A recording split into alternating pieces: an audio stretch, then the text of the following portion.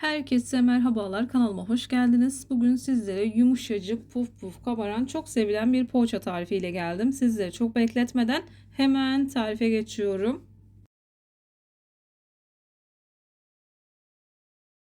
Tarifim için ilk olarak yoğurma kabının içerisine bir paket instant maya, 2 yemek kaşığı toz şeker, biraz tatlımtırak oluyor. Sizler şeker miktarını kendi damak tadınıza göre ayarlayabilirsiniz. Bir bardak ılık su, bir bardak ılık süt. Dilerseniz su yerine yoğurt da kullanabilirsiniz. Şöyle bir karıştırdıktan sonra bir çay bardağı kadar sıvı yağını ekliyorum. Yaklaşık bir yemek kaşığı kadarını ayırdım. En son hamuru toparlarken kullanıyorum. Bir adet yumurta akı ekliyorum. Sarısını üzeri için ayırdım.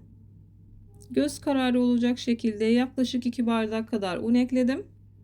Bir tatlı kaşığı kadar da tuzumu ekledikten sonra yoğunlaşıncaya kadar spatula yardımıyla karıştırıyorum. Hamur yoğunlaşmaya başladıktan sonra spatulayı çıkartıp elimle yoğurmaya devam ediyorum.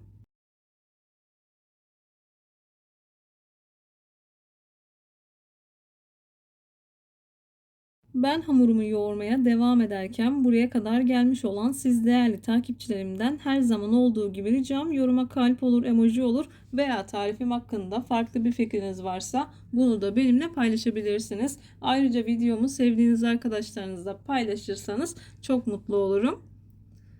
Hamurum yoğunlaşmaya başladı. Biraz daha yoğunlaştıktan sonra spatulayı çıkartıp elimle yoğurmaya devam ediyorum.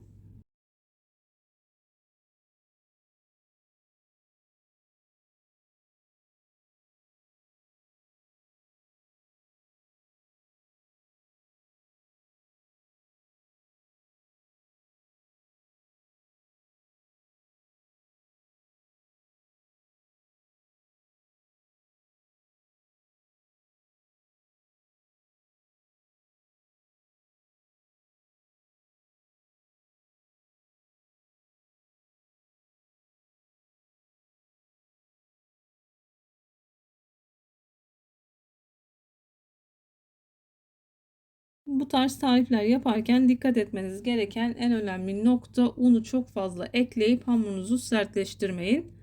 Oldukça yumuşak, çok fazla ele yapışmayan kıvamda bir hamur olması gerekiyor.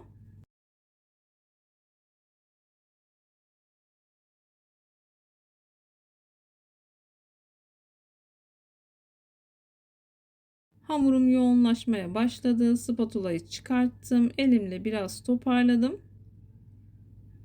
Çok az un ekleyip hamuru toparlıyorum. Ayırdığım sıvı yağını da 4,5 bardaktan sonra ekledim ki çok fazla un eklemesi yaparak hamurumu sertleştirmeyeyim. Hamur oldukça yumuşak, ele çok az yapışan kıvamda. Yeteri kadar yoğurduktan sonra üzerini kapatıp 1 saat kadar mayalandırıyorum.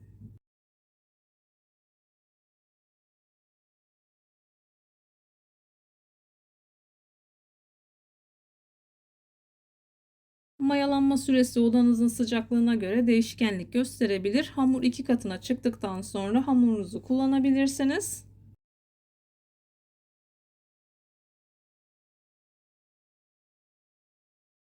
Hamuru yaklaşık 1 saat kadar mayalandırdım. Mayalı bir hamur olduğu için ilk etapta hamurun havasını alıyorum. Eğer bu işlemi yapmazsanız yaptığınız hamur işi tariflerinde maya tadı ve maya kokusu alırsınız.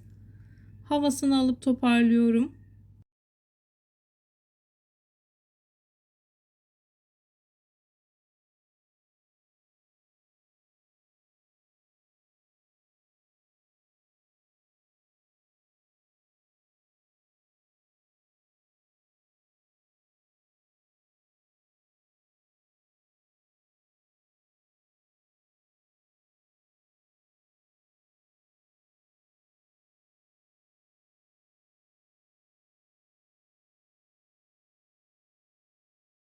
Hamuru yuvarlak bir forma getirdikten sonra hamur kartı ile göz kararı olacak şekilde parçalara ayırdıktan sonra bezelerimi hazırlıyorum.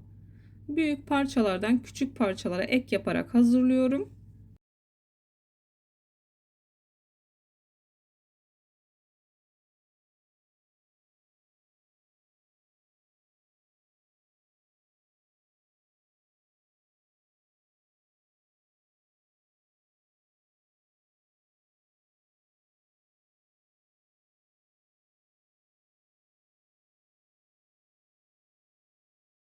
Bu hamurdan 12 adet beze elde ettim. 10 dakika kadar dinlendiriyorum. Daha sonra hazırlama aşamasına geçiyorum.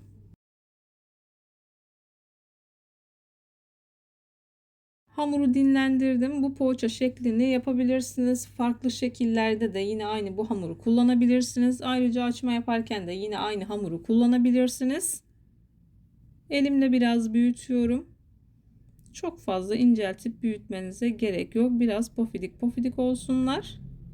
İç harcı dilerseniz kullanabilirsiniz. Tamamen damak tadınıza göre ayarlayın. Ben sade olarak ayarladım. Çok az sıvı yağ sürüyorum ki içerisi biraz kat kat tel tel ayrılsın. Ayrıca dilerseniz tereyağı da kullanabilirsiniz.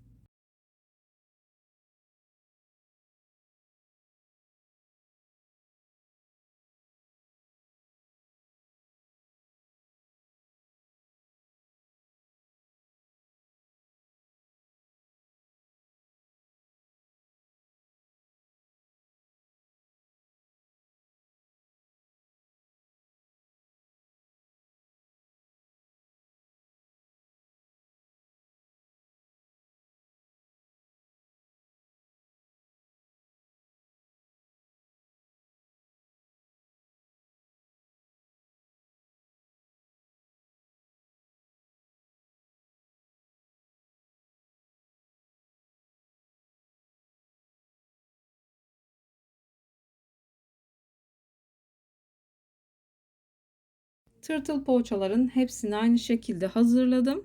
Yağlı kağıt serdiğim tepsiyi aldım. 20 dakika kadar tepsi mayası yaptıktan sonra üzerlerine yumurta sarısı ve süt karışımından sürüyorum.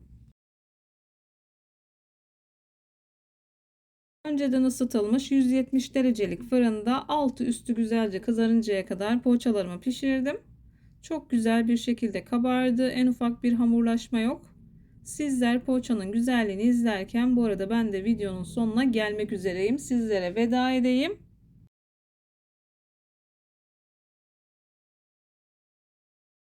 Bir videonun bir tarifin daha sonuna geldim. Umarım tarifimi beğenmişsinizdir. Tarifimi beğendiyseniz beğenmeyi, kanalıma hala abone değilseniz kanalıma abone olmayı, bildirim zilini açmayı lütfen unutmayın. Kendinize ve sevdiklerinize çok iyi bakın. Hoşça kalın. Allah'a emanet olun.